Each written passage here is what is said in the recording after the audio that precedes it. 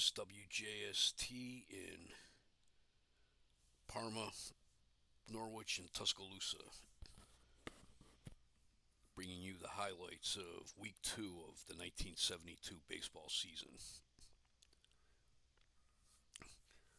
Start out Wednesday night in Los Angeles. Don Sutton pitching for the Dodgers. He was the Cy Young Award winner last season. Faces the Montreal Expos. First inning, 3 up, 3 down. Second inning, Sutton retires the Expos in order. Third inning, Sutton retires the Expos in order. At the end of 6 innings, Sutton has a perfect game going.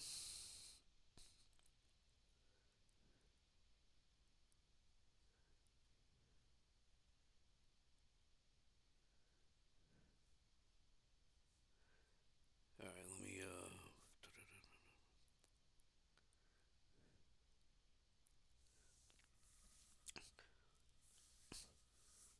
At this point, the Dodgers are leading the Expos 5-0. Then in the top of the seventh, Ken Singleton leads off the Expos seventh with a single. So the perfect game is history, no hitters history. And then with one out, Ron Fairley grounds into a double play. Eighth inning, 3 up, 3 down for the Expos. And it follows in the ninth.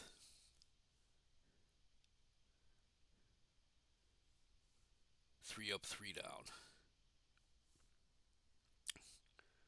Dodgers win the game 6-0.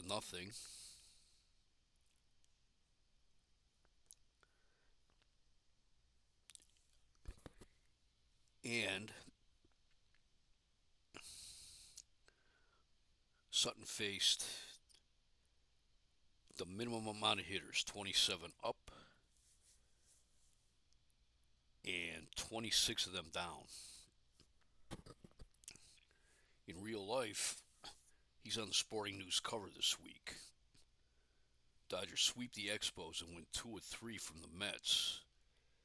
They went 5-1 for the week. Willie Davis went 10 for 24 during the week, and Manny Mota went 12 for 24 during the week. Mota is hitting 453 for the season so far. I saw a report in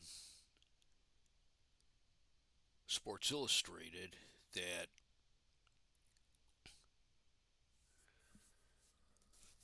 Willie Davis has been practicing Buddhism recently. So whether that's affected his game, I don't know. But the Dodgers finished the second week of the season after the games of April 30th. Dodgers are in first place in the NL West with a record of 10-5. They have the second best record in baseball. They have Houston a game and a half behind them in second place, and Atlanta and Cincinnati are following them.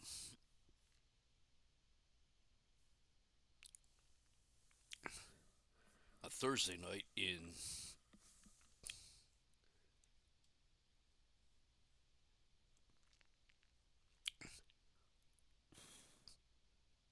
it was Thursday night in San Diego. Excuse me. Don Zimmer debuted for the manager for the Padres. Padres were shut out twice in a row by the Mets. And that was the last straw for Padres management. They fired Preston Gomez. Gomez, to date, had been the only manager the Padres ever had, but he was on really shaky ground during the offseason. Padres lost the first two games under Zimmer, and they're 1-4 since he took over. Zimmer announced that he is holding daily workouts for the Padres until further notice. Moving to the American League, Baltimore Orioles in the AL East have the best record in the major leagues right now. They're 11-2. They are 5 games ahead of Detroit and Boston, who are tied for second in the AL East.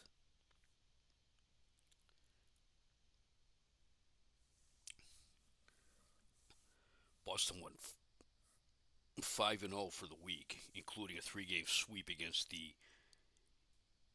Angels, who had started the week in first place in the AL West. That sweep knocked the Angels into second place behind Oakland. Orioles are winning despite the fact that they're hitting 226 as a team. They are doing it all on pitching right now.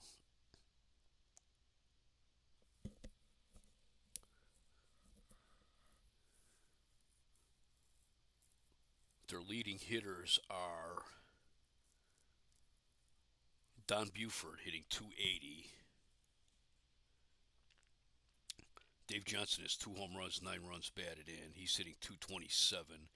Boog Powell has 2 home runs, 5 runs batted in. He's hitting 220.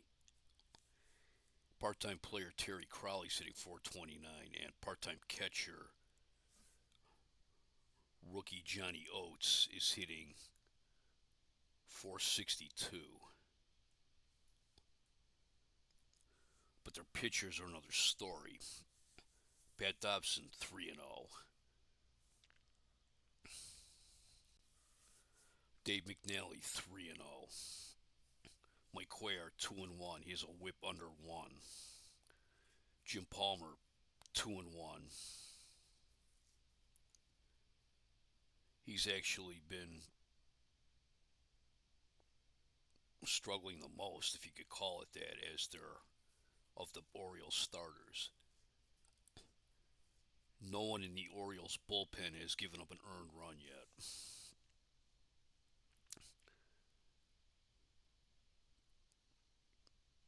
Earl Weaver right now, he seems like he's happy with his pitching staff, but he's not real happy about the lack of offense coming in Baltimore.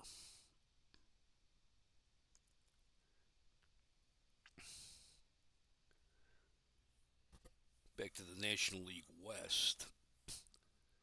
Houston Astros are in second place behind Los Angeles. They're a game and a half out of first place. Cesar Cedeno ends April hitting 460. He has a 13-game hitting streak.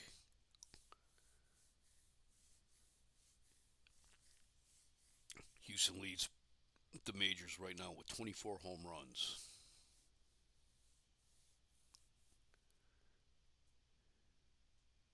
We'll move over to the American League West, the Oakland A's. They moved into first place after California was swept by the Orioles. They have a record of 7-4 right now, and Catfish Hunter has 4 of those wins. He's the first major league pitcher to reach 4 wins this season.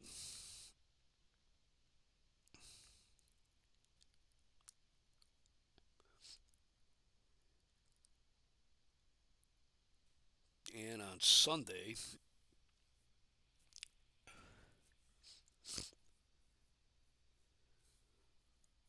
the Minnesota Twins beat the New York Yankees 4-0. Jim Perry pitched a two-hitter against the Yankees, striking out two, and he faced 28 batters in his complete game. Wasn't quite as impressive as Sutton's, but he looked really good. The Yankees only left one runner on base for the entire game. That was Bernie Allen after he singled in the fifth with two outs. The only other hit given up by Perry was Gene Michaels' third inning single, and then he was erased by a double play. They were the only two base runners in the game. As the strike wore on, it was thought that the pitchers would start the season at kind of a disadvantage, but it's actually been the opposite. The pitchers seem like they're in more control right now than the hitters, especially in the American League.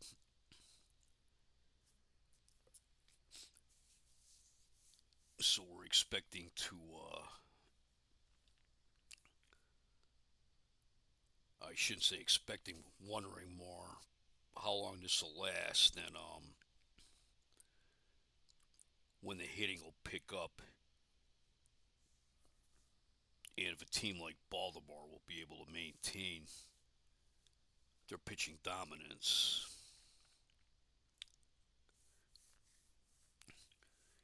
In the National League East,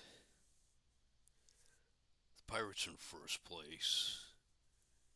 They're a half game ahead of the second place Mets, a half game ahead of the Cubs and Phillies, who are tied for fourth place. In fact, in the AL East, Baltimore is the only team with a better than 500 record. They're at 11 and 2, and Detroit and Boston are tied for second with a 5 and 6 record. And Cleveland's in fourth place right behind them with a 5 and 7 record.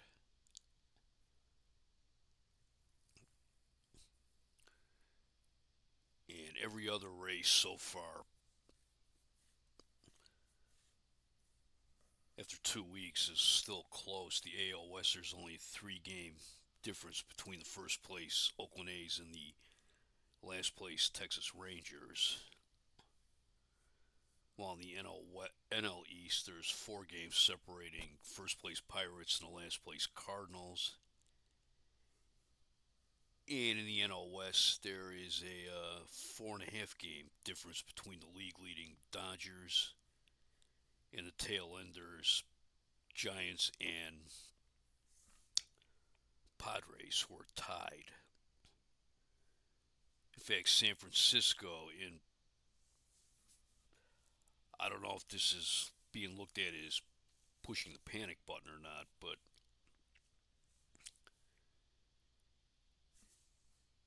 they brought up their rookie phenom, Gary Maddox from Phoenix. He was expected to spend most of the year in AAA for more seasoning. He's 23 years old. But he got called up on April 25th. And as a direct result of this,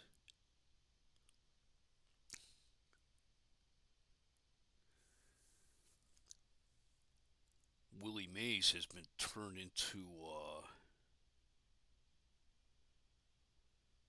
kind of a utility player for the time being. He's only gotten a game once since Maddox came up.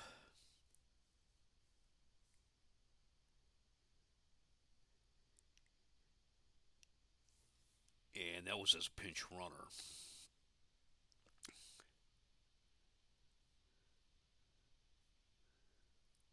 The 43-year-old Willie Mays,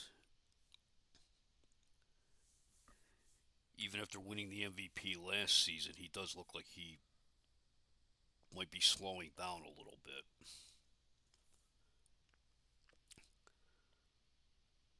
So we'll see what happens with them.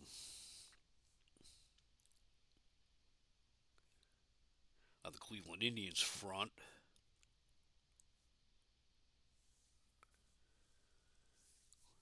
the Indians spent the week. They played 2 games in Chicago, where they split the 2 games, and then they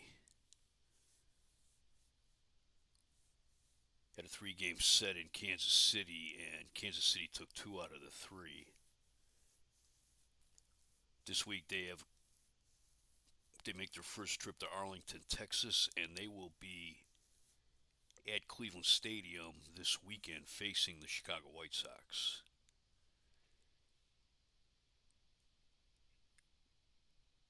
And Gaylord Perry is still day to day. It's not known whether he'll be able to pitch this weekend or if he won't be ready to pitch until next week.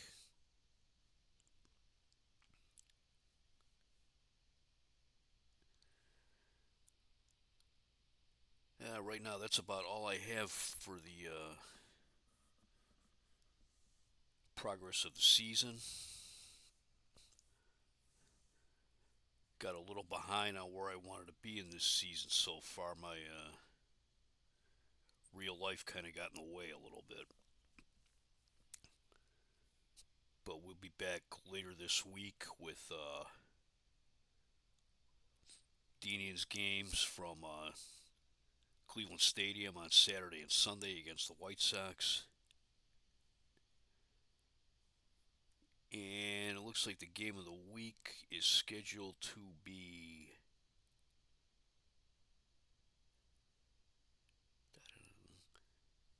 the Astros at the Cubs. Astros are in second place, and Cubs are tied for third place. So that should be a pretty good game. Leo Durocher is back managing the Cubs. He had missed a little over a week due to an illness, which included spending some time in a hospital. And as soon as the team was not playing well under interim manager Pete Reiser, and then as soon as Durocher came back, the Cubs swept the series with Cincinnati.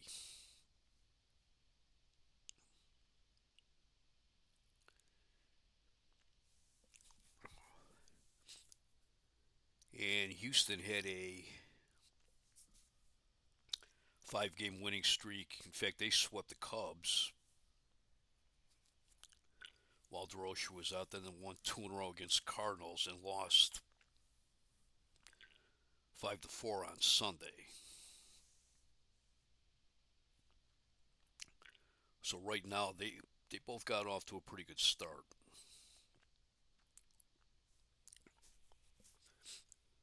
The trade that the Astros made with the Reds has been looking pretty good for Houston. Lee May and Tommy Helms. And Jimmy Stewart has been he's been doing all right as a pinch hitter and as a utility infielder.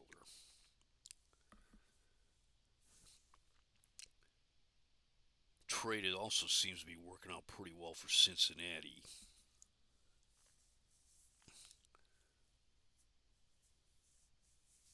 Joe Morgan's batting average is down a little bit, and so is Dennis Mankies, but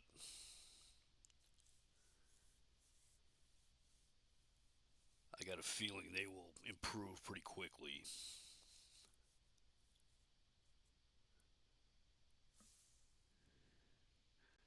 right now the Reds, they have a four-game losing streak, so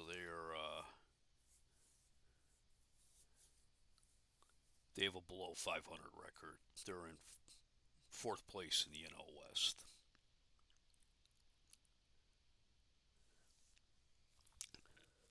But that's all I have right now, and we will be back soon in a couple days with some more 1972 baseball. Once again, this is WJST in Parma, Norwich, and Tuscaloosa. Thank you.